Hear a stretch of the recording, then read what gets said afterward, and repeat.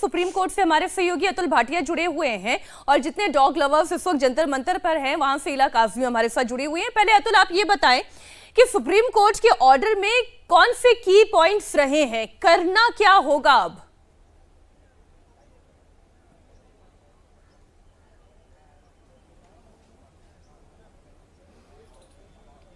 अतुल आप मुझे सुन पा रहे हैं? हम दोबारा अतुल के पास जाएंगे। दरअसल आज सुप्रीम कोर्ट ने जो अपना डिटेल ऑर्डर दिया है उसमें कई सारी महत्वपूर्ण बातें हैं। पहले तो एक नेशनल पॉलिसी बनाई जाएगी और जहां तहां कहीं पर भी आवारा कुत्तों को खाना खिलाने की आजादी नहीं होगी, उसके लिए भी प्रॉपर जगह चिन्हित की जाएगी।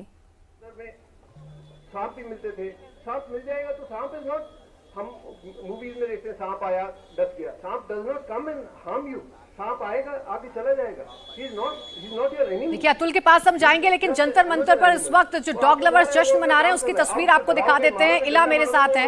इला, तस्वीरें दिखाइए और बताइए क्या कह रहे हैं डॉग लवर्स इस फैसले को लेकर। यही चीज आप लोगों को, बच्चों को, सबको सिखाना चाहिए ट्रेनिंग। जी बिल्कुल, मैं आपको बता दूं कि डॉग्स लवर के लिए राहत की भी बात है, लेकिन इस फैसले में कुछ चीजें उनको समस्या भी हो रही है। देखिए अब सुप्रीम कोर्ट ने ये फैसला पूरे देश में ही लागू कर दिया है। ये कहा गया है कि आवारा कुत्तों और उन कुत्तों को जिनके अंदर रेबीज के लक्षण, उनको छोड़ करके सभी कुत्तों को छोड़ दिया जाएगा और जहां से उनको उठाया गया वहीं छोड़ा जाएगा।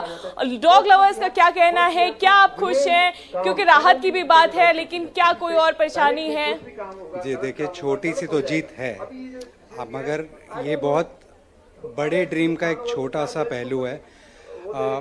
जैसे उन्होंने बोला कि फीडिंग पॉइंट्स होने चाहिए, ये रेजिडेंट वेलफेयर एसोसिएशंस को फीडिंग पॉइंट के लिए हमें अप्रूवल भी देना पड़ेगा। मैं बॉम्बे से आया हूँ इस प्रोटेस्ट के लिए स्पेशली। बॉम्बे में हमारी सोसाइटी में 50 डॉग्स हैं, बेसमेंट में रहते हैं, बट कोई स्पेसिफिक फीडिंग पॉइंट नहीं है। उनको जहाँ पे खाना खिलाता है, अगर गवर्नमेंट ने बोला है तो उनको एक RWAs को भी फोर्स करना पड़ेगा, उनको बोलना पड़ेगा कि डॉग लवर्स को फीडिंग पॉइंट का प्रोविजन भी दें। मैडम, खुशी की बात है, राहत की बात है, क्योंकि एक बड़ा फैसला यहाँ पर सुप्रीम कोर्ट का आया है। First of all thank you Mumbaikar for being with us, that's a huge effort, thank you. बहुत राहत की बात है जी, और बहुत धन्यवाद।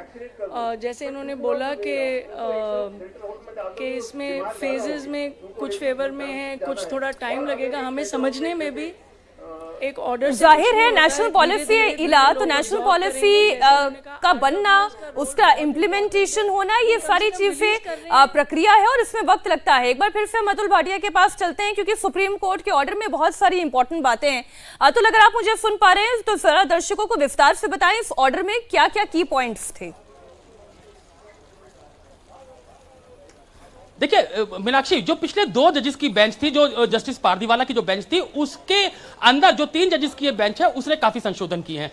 सबसे अहम बात यहां पर ये बोली है कि जितने भी स्ट्रे डॉग्स हैं उनको बकायदा सड़कों से उठाया जाए, उसके बाद उनका प्रॉपर वैक्सीनेशन किया जाए, उनका ट्रीटमेंट किया जाए और उसके बाद जहां से उनको पकड़ा गया था वापस उनको छोड़ा जाए। और इसमें जो डॉग जो गंभीर रूप से बीमार हैं या जिनको रेबीज है, उनको वापस उस जगह पर नहीं छोड़ा जाएगा, यह सुप्रीम कोर्ट की 3 जजेस की बेंच ने कहा है। इसके अलावा पैन इंडिया, क्योंकि पहले ये आदेश जो है वो दिल्ली NCR को लेकर था, लेकिन अब जो आदेश आया है वो पैन इंडिया, यानी कि जितने भी पशुपालन विभाग है उनके सचिव से बकायदा एक इसके ऊपर नीति बनाने के लिए कहा गया है और उस पर सुझाव जो है वो सुप्रीम कोर्ट ने मांगे हैं। इसके अलावा जितने भी हाई कोर्ट, जो देश भर की जो हाई कोर्ट है, वहां पर जो स्ट्रे डॉग्स को लेकर मैटर चल रहे थे उनको भी सुप्रीम कोर्ट में इकट्ठा करके ट्रांसफर करने के आदेश दिए गए हैं। तो पिछला जो आदेश था मीनाक्षी, वो 2 जजेस की जो बेंच थी उसका जो आदेश था उसमें यह था कि स्ट्रे डॉग्स को वापस सड़कों पर नहीं छोड़ा जाएगा, लेकिन जो 3 जजेस की बेंच है उन्होंने कहा है कि जब तक जो डॉग्स हैं उनको रेबीज ना हो, अगर उनको रेबीज है या फिर वो गंभीर रूप से बीमार है, तभी उनको जो शेल्टर होम है वहां पर रखा जाएगा, उनका जो है वो ट्रीटमेंट वहां पर किया जाएगा। लेकिन बाकी पॉलिसी की बात कही गई है, देखिए कोर्ट हमेशा अपने ऑर्डर में, देखिए वो उनका काम है फैसला देने का, फैसला वो देते हैं, लेकिन सबसे बड़ी समस्या तो ये है कि ये जो एंटी रेबीज वैक्सीनेशन होना या फिर उन लोगों के लिए एक शेल्टर होम बनाना, ये कोई नई बात तो है नहीं। पहले से ही शेल्टर होम की बातें कही जाती रही हैं, लेकिन कितने शेल्टर होम है दिल्ली में या नोएडा में, कितने शेल्टर होम है?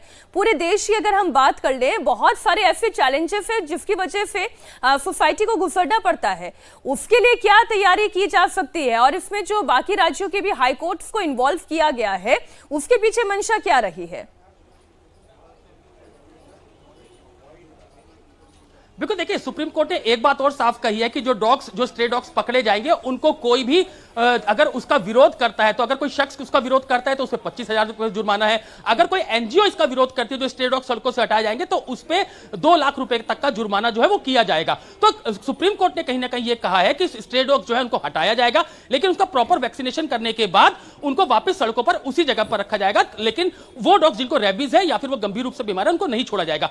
पिछली बार जब 2 जजेस की बेंच थी, उसमें लगातार जो कई एनजीओ या जो डॉग लवर्स है वो सवाल उठा रहे थे मीनाक्षी, कि आखिर इतने शेल्टर होम पूरे एनसीआर के अंदर कहां है, आखिर इन जो स्ट्रे डॉग्स है उनको कहां रखा जाएगा, और अगर इन डॉग्स को ऐसे शेल्टर होम बनाकर उनको रखा जाता है तो निश्चित रूप से वो और आक्रामक हो जाएंगे। देखना ये होगा कि सुप्रीम कोर्ट ने तो बड़ा फैसला सुना दिया है, लेकिन इसका पालन कैसे होगा, इसे ग्राउंड पर कैसे उतारा जाएगा। शुक्रिया आपका अतुल तमाम जानकारी के लिए।